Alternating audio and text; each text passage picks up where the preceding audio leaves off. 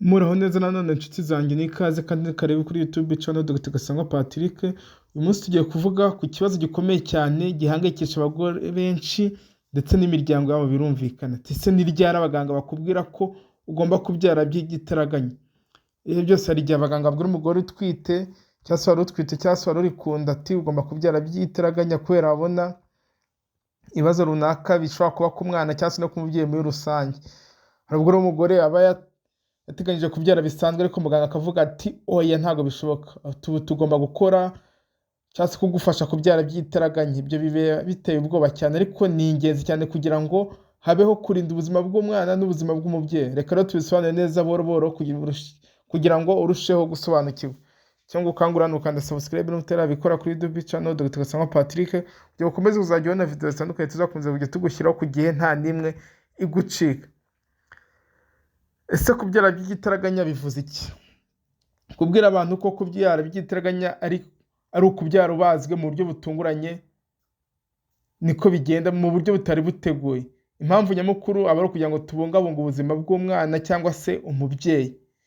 Ikindi tuba dukwiye nyine kumenya gutandukanya kubyara gupanzwe kuri avanga umuntu baraguteguye ngo uzakorerwa cesarean igihe iki n'iki, no kubyara by'igitaraganya aribyo twita emergency cesarean section. Cyajya abaganga bakubyaza bagukorera cesarean mu buryo bwihuswe, ni ukuvuga ngo mu buryo utari witeguye. Wari uri kunda ugiye kubyara neza cyangwa witeguye ko urabyara neza ariko muganga araje wenda gukoreye ecography abonye umwana bitameze neza cyangwa se nabonye bitameze neza, ese bavuga ati tugomba kukubaga vuba.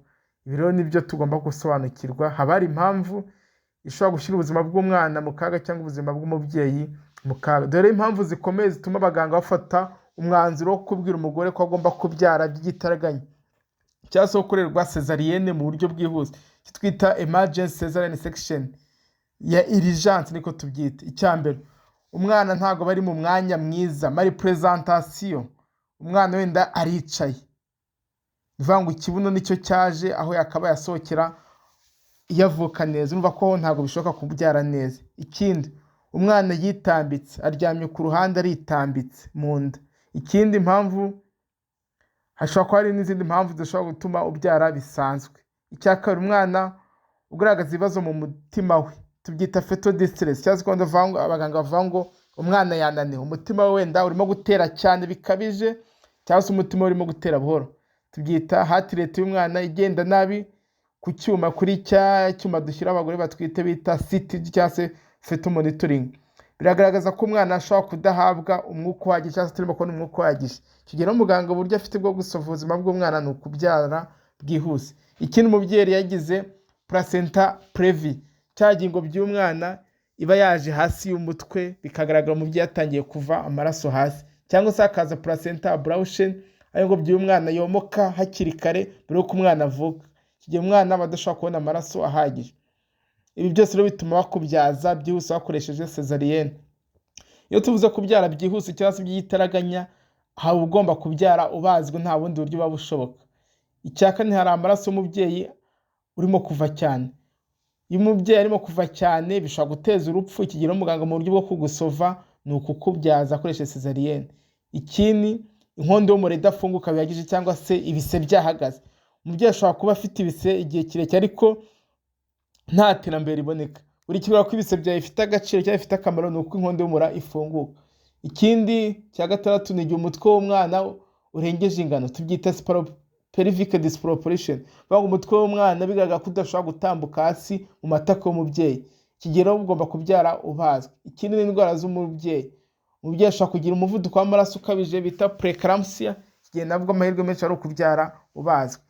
Urumva ko ibi byose rero bibaye nta yandi mahitamo aba ahari, ni ukubyara ubazwe. Ikindi gishobora kubaho ni igihe hagaragaye ibimenyetso byerekana ko nyababyeyi yaturitse kandi umwana akiri mu nda, tubyita iterinabuce. Iki gihe muganga abonye iki kimenyetso cy'uko nyababyeyi yaturitse, tukwirukankana twihuta cyane muri salle d'operation kugira ngo bakubage bakuremo umwana ndetse nawe basove ubuzima bwawe, kuko hari abahari kuva hagomba gusanwa.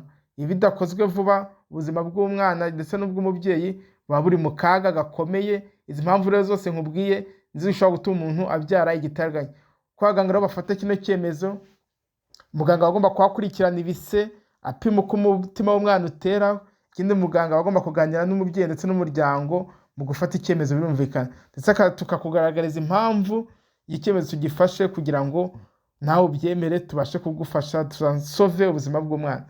Ibyo umubyeyi rero aba akeneye kumenya, umubyeyi akeneye kumenya niba muganga akubwiye ko ugomba kubyara by'igitaraganya ntugatinye kuko ni ugukiza ubuzima bwawe n'ubw'umwana. Ikindi uburyo bwo kubyara hano ni ukubyara ubazwe, uba ugomba guterwa ikinya birumvikana. Ibyo uba witeze nyuma yo kubyara ushobora kubabara mu nda, gusubira mu buzima busanzwe nyuma y'iminsi nta kibazo rwose. Ikindi turakangurira abagore bose kujya kwa muganga babyara hakiri kare kuko kubyara mu rugo ntabwo bishoboka, byashyira ubuzima bwawe n'ubw'umwana mu kaga.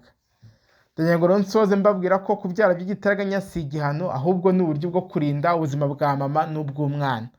Iyo muganga bivuze rero aba ashaka kugufasha kutagira ikibazo gikomeye buriya. Niba uri umugore utwite cyangwa ufite wo mu muryango utwite, witegure neza ujye witabira kwisuzumisha kwa muganga nk'umugore utwite kandi wumve inama uhabwa n'abaganga bagukurikirana. Ndashimira cyane rero kuba mwakurikiranye iyi video, ndibaza yabafashije. Nimba utanyuzwe ushobora kwandikira muri comment hari ikibazo usigaranye tugategura video cyangwa tukagusubiza.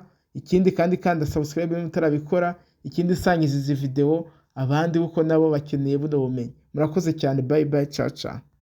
Muraho neza nanone inshuti zanjye, n'ikaze kandi karebe kuri YouTube channel Dr. Gasangwa Patrick. Uyu munsi tugiye kuvuga ku kibazo gikomeye cyane gihangayikisha abagore benshi ndetse n'imiryango yabo birumvikana. Ese ni ryari abaganga bakubwira ko ugomba kubyara by'igitaraganya? Ibi byose hari igihe abaganga